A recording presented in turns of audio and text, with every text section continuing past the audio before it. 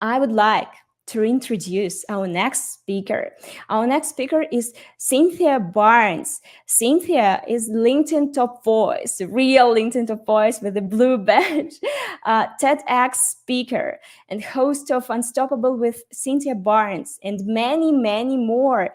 So just meet Cynthia Barnes. Hi, Cynthia. Hey, everybody. Thank you so much for the warm welcome. I hope it's okay with everyone if I don't have a presentation. I'd like to just talk to you about what it's really like to be an influencer, a LinkedIn influencer, and what it takes to get there. Is that okay? If that's okay, I'm watching the comments. So go ahead and put in the comments that it's okay. Give me a thumbs up or a heart. I see some hearts going on. Christopher, thank you. Dr. Jimmy from Kenya, hello, thank you for that. So, the first question that people ask me is, what sparked your journey to become a LinkedIn and sales influencer? And the first thing I have to say is, necessity is the mother of invention. You've heard that before. I used to work for a company and I was making 200-ish cold calls a day. It was more of a smile and dial type of thing. Pick up the phone, get hung up on, put it down. And one day I said, there's got to be a better way to make money than this. I love sales, have been in sales forever, been selling everything from high-end skincare to recruiting, and I even sold hair pieces at Hair Club for Men. So I've sold it all. But in this last role, I wasn't used to the constant smile and dial. So I got creative and I said, how can I use my time more efficiently? And LinkedIn had just started on the scene, and people were using LinkedIn for resumes. You post your resume, you get a job, case closed, you don't go back on LinkedIn till you need another job. But I thought, what if there was a way to connect with my target audience, engage with them, develop a relationship, and then convert them? So I sought out some experts, Crystal Artsobak, and I became LinkedIn for Sales Black Belt certified. Yes, there is such a thing, or at least there was. And I learned how to develop relationships using LinkedIn. And I went from 200-ish calls a day down to about 9. But yet, my weekly revenue went from about $1,000 a week up to around 12. So my boss called me into the office and he said, "You are not making enough phone calls. You're a leader on this team. People are watching what you're doing. You're setting a bad precedent." And I said, "Okay, but have you seen my numbers?" And so he opens up his computer and he's looking at his numbers and he said, "What are you doing?" Now, salespeople are competitive. I'm not even going to lie. And I said, "I'm working smarter, not harder." I tell you that story because it was then that I realized LinkedIn was an untapped territory. So when I left corporate America and started my own company, cashed out my 401k, and had $0 to play with, it was all about making every dollar work. I went back to what I learned in that corporate job. LinkedIn is not a place for ROI, the return on the investment. LinkedIn is a place for ROR. It's all about your return on your relationships. When we go into LinkedIn thinking that it's going to be a place for social selling, we have the the misguided belief that we're going to sell something. And I think that's a misstep. We're not selling anything. We're developing a relationship and drawing people to us. Anything else, and we're no better than the used car salesman with the mustard on his tie. So that's how I got started becoming a LinkedIn influencer, was out of necessity. I wanted to create a brand so powerful that people were forced to come to me to get what they needed so that I didn't have to go out and chase them. Because as my cousin Tracy says, in this family, we don't chase anyone or anything. We don't even chase our whiskey. So don't chase, it's unattractive. Second question I'm always asked: what key challenges did I face along the way? There are experts for experts for experts for experts. And I made the mistake of listening to every single one of them. And I tried everything under the sun. And following all of that expert advice got me confused and disappointed. What I realized was that the most important thing was to develop my brand with granularity and specificity, my two favorite words, about who I wanted to do business with, who I was trying to attract, and create my messaging around that. There's a formula in marketing that is M times M equals R. And if you go way, way back to ninth grade algebra, I know they said you would never need it, but here we are. Anything in an algebraic equation set to zero means the whole thing is zero, right? So in M times M equals R, if any of those, the M, or the R, is zero, your whole thing is bust. The first M is your message. What is it that you say to your target audience to get them to stop the scroll? They are inundated with notifications, with Snapchat, TikTok, LinkedIn, every platform under the sun, email, boss, all that good stuff. You've got to create content that makes them stop the scroll. You've also got to put that message in a place where they expect to do business with you. You can have the best message in the world, but if you put it on a billboard, it's not going to resonate. It's not going to land. Same thing goes with your target audience. If you're trying to reach B2B people and you put it on TikTok, it may or may not hit the right spot because they're not expecting you to do business with them in a B2B sense, in a B2B market on TikTok. So your message times your media, that's what gets you the results. If you have the wrong message in the right spot, nothing. And the same goes for the reverse. So my messaging is designed to do two things. Number one, attract my right audience. That's it. I want my people to come to me. Again, I'm attracting, not attacking. Second thing I want my message to do is I want it to repel the wrong folks. If you don't like what I'm saying, good. I don't have anyone on my LinkedIn connections or followers who does not rock with me. And that's intentional. As they say in the songs, I want to rock with those who rock with me. If you don't like my content, that's okay. It's not for you. I write my content for those who want to rock with me. And that's intentional. Is it easy? No, because there are plenty of trolls out there. There are plenty of people who love to hide behind their screen and spew their venom. You know them. Hopefully you are not them. But that's okay. I don't create my content for them.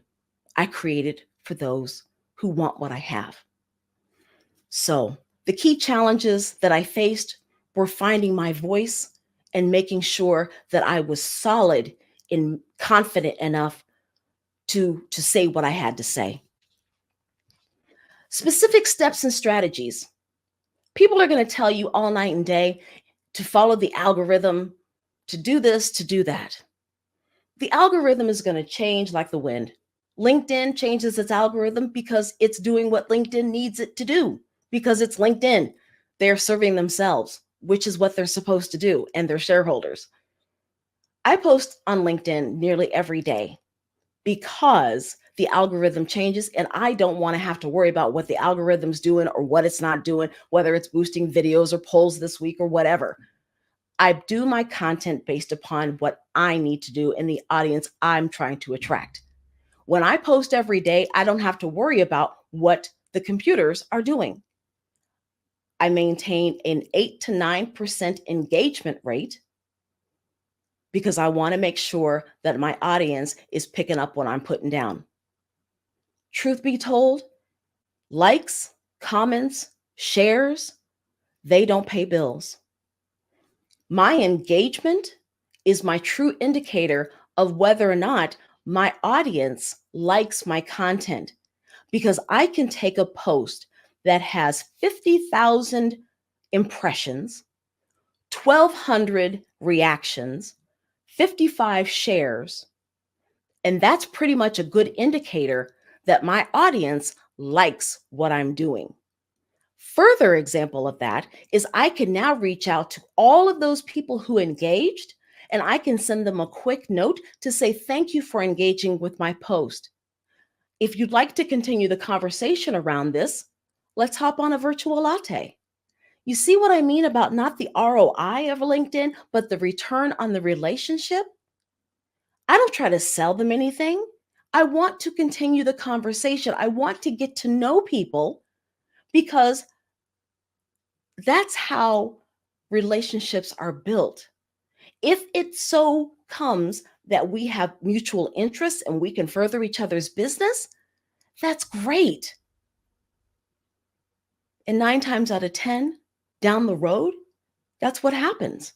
But I don't go after an opportunity looking to gain. I go after posting content on LinkedIn looking to serve. Which brings me to my next question. What advice would I give to you if you were just starting out?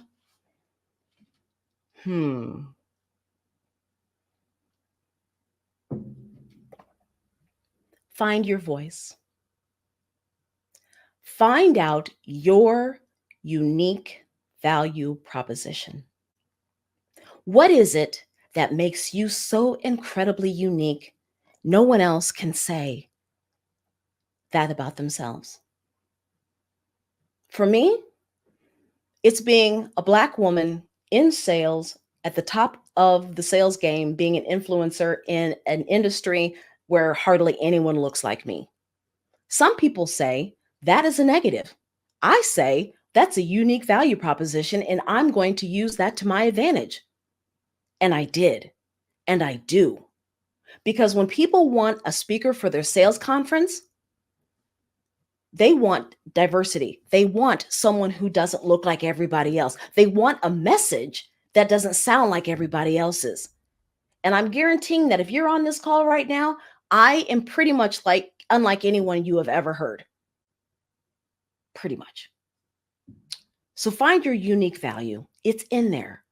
Find your voice and then speak it loudly and speak it proudly. How are we doing on time? All right. Are there any comments or any questions in the chat? Let's see. All right. Alexander, Serena, thank you. Thank you. Dr. Jimmy, thank you. Hey, Christina, thank you. Vineet, thank you very much. I want to tell you a story about the value of attracting and not attacking. So imagine you are on a safari. You're in Africa. They have tour guides, and they each divvy you up into 4 different Jeeps. There's a group of you in the Jeep going to the northwest quadrant. There's a group of you going to the northeast, northwest, southeast, southwest. You've all got walkie-talkies, and you're talking to each other, and you disperse. About 2 hours into the safari, someone calls out and said, hey, we've got a herd of zebras in the northeast quadrant of the desert. So everybody from the other 3 quadrants hightails it over to the northeast quadrant, but by the time they get there, the zebra are gone. They go back to their respective quadrants. A couple hours later, someone from the southwest quadrant calls, we've got a herd of antelope. Everybody hightails it down to the southwest quadrant. Antelope are gone by the time they get there. You see the pattern where I'm going. Okay. So that night, after going all over the countryside, all over the safari, all over the desert, you sit down for this nice meal. There's an electric fence around the tables. The sun is setting, and you look over your tour guide's shoulder as the sun is setting, and you see movement. And you tap him on his shoulder and you say, "Hey, did you see that?" And he says, "What?" "I could have sworn I saw a zebra over there." And he's just eating a salad as if nothing's happening. And he said, "Yeah, probably." And you are in disbelief. So you go back to your salad, and then you notice more movement. And you think, "Is that an elephant?" And you're tapping his shoulder, "Hey, that's an elephant." And he says, "Yeah." And you said, why are we not excited?" And he says, "Oh, that's a watering hole over there. It's the only watering hole for miles. The animals have no choice but to come there to get water." It dawns on you, you spent the entire day in the baking sun traveling all over trying to get pictures of these jokers, and they're right there. The moral of the story is be the water, be someone so valuable that your audience has no choice but to come to you. Be the water. You will attract more business than you can possibly handle. And that is my wish for you, to have so much business that you have to outsource, that you have to call people and say, "I've got to start an LLC because I can't handle all these requests." I wish that for you. LinkedIn is the best way for you to achieve that. If you're courageous enough to speak your truth, speak your brand, be willing to be consistent, be willing to repel the wrong audience, and be willing to work really hard. I thank you for your time. Any questions you want me to answer? Let's see. Thank you so much, Cynthia. We actually have a question about the methods you use to discover your unique voice. It would be really interesting to learn more about that. Yes, the methods I use to develop my unique voice, I thought about who I wanted to be when I was 10.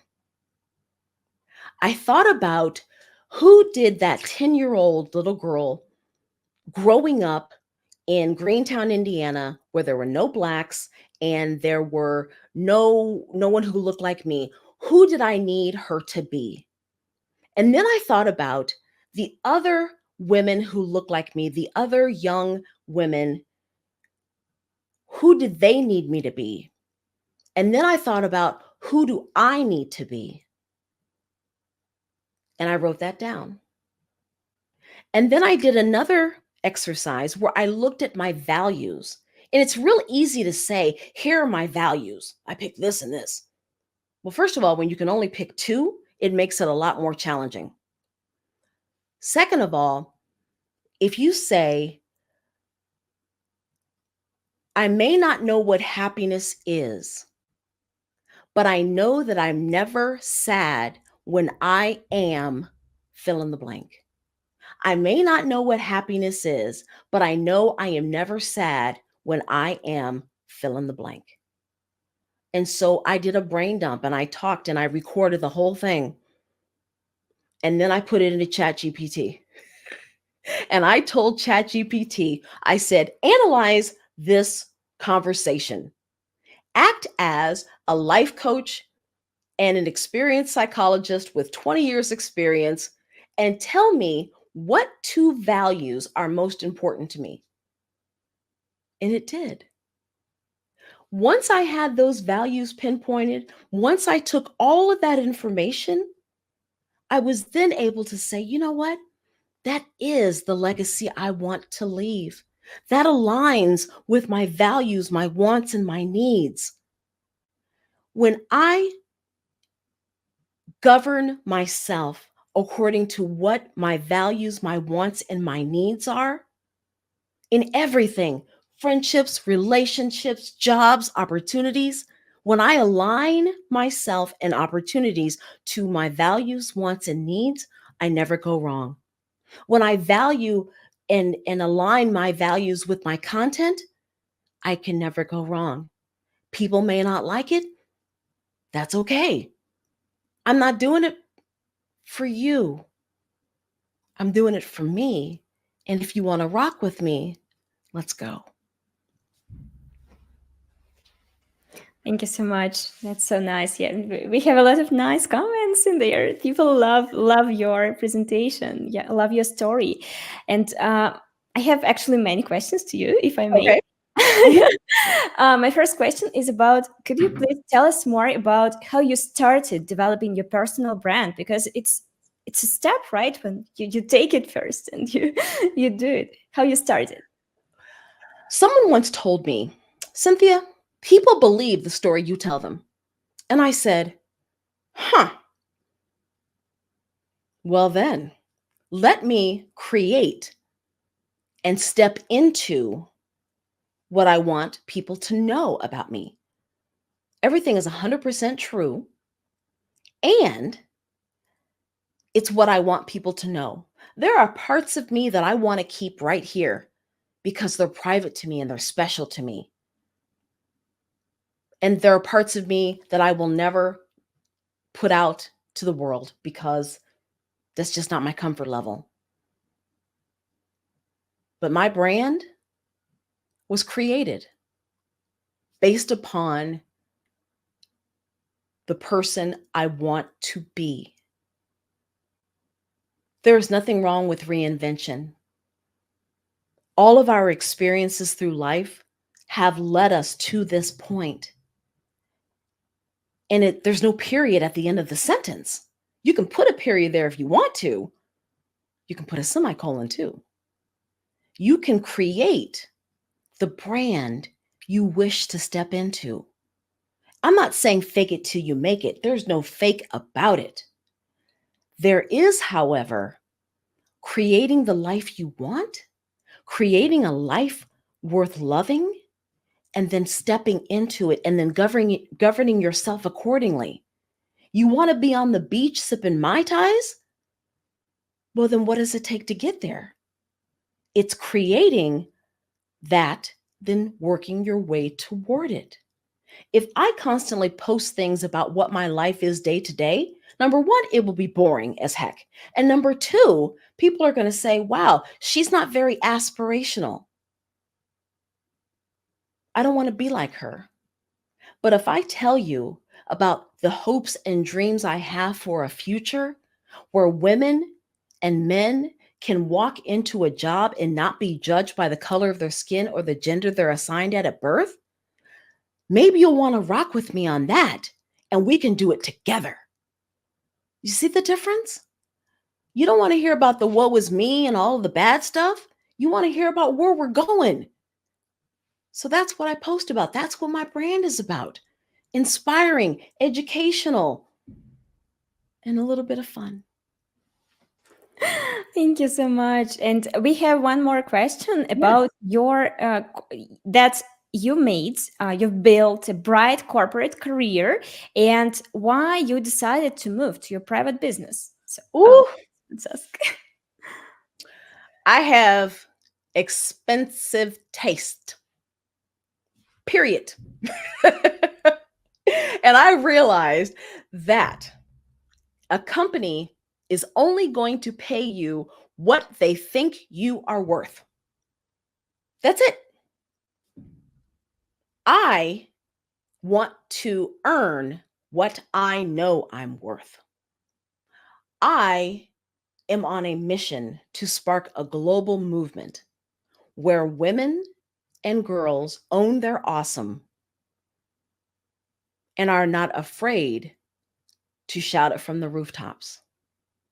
If I work for someone else, that mission and that movement stops with me. When I work for myself, the sky is the limit. They print new money every day. They throw away and destroy more money every day than you and I will possibly see in our lifetimes. And I think because they print so much every day, that we are entitled to get our share. And I'm not talking about greed. I'm talking about helping people. The more money you have, the more people you can help, because a closed fist can't receive. You've got to give it away to get more. And that's what I'm talking about is the law of attraction, giving to get. And that's what excites me. That's what excites me. Thank you so much. And actually, we have a question from Christina. Hey, She is Christina. yeah, she's about to launch a marketing research about account-based marketing and something else. Yeah. And Congratulations. she has a biggest fear that nobody wants to participate. And you, as a person who already launched a lot of great projects, maybe you can give some advice how to what to do with this fear, how to still keep going. I am so glad that you are fearful, because if you weren't, then the dream is not big enough. There is a saying that has stuck with me for decades. If the fear is big enough, the facts don't count. Let me stop. It's not the fear is big enough. If the dream is big enough, the facts don't count. When your dream wakes you up in the morning and you say, I get to go work on my dream, then you know it's a dream worth having. When you can close your eyes and you can picture yourself working in your dream and impacting people and leaving a legacy, and you get goosebumps like I just did, because you know that you are changing the world for the better, that's a dream worth living. That's a life worth living. That's a life worth loving. Don't be afraid about people not liking what you do. You're not trying to get everybody. You're trying to get those select people who rock with you. I don't want to do business with everybody. Everybody is not my target market. And that's okay. I want to do business with people I like. And that's the beauty, another one of the beauties of owning your own business. I get to tell people, while I would love to work with you, I think it would be best if we found someone else who can suit your needs better. I get to say no, because my peace of mind and my energy and my time are my three most valuable assets. I protect them at all costs. So I'm glad you're fearful. Turn that fear into fuel and let it propel you and let it get you out of your comfort zone, and watch how amazing you are going to be. And you will surprise yourself every single day. I can't wait. Wow, you inspired all of us so much. Thank you so much, Cynthia. It's really great. Yeah. So if you have something to add at the end, yeah, we would appreciate it. And Yes, please connect with me on LinkedIn, Cynthia Barnes. You'll see my picture. Yeah, please do. I would love to develop a relationship and see how I can help, see what type of synergies are out there. Maybe we can solve the world problems today over a latte. Maybe not. Either way, there's no such thing as a bad connection. So please do connect with me. oh, sounds so amazing. Thank you. Thank you so much. We're Thank all you. really impressed. Thank you. Yeah.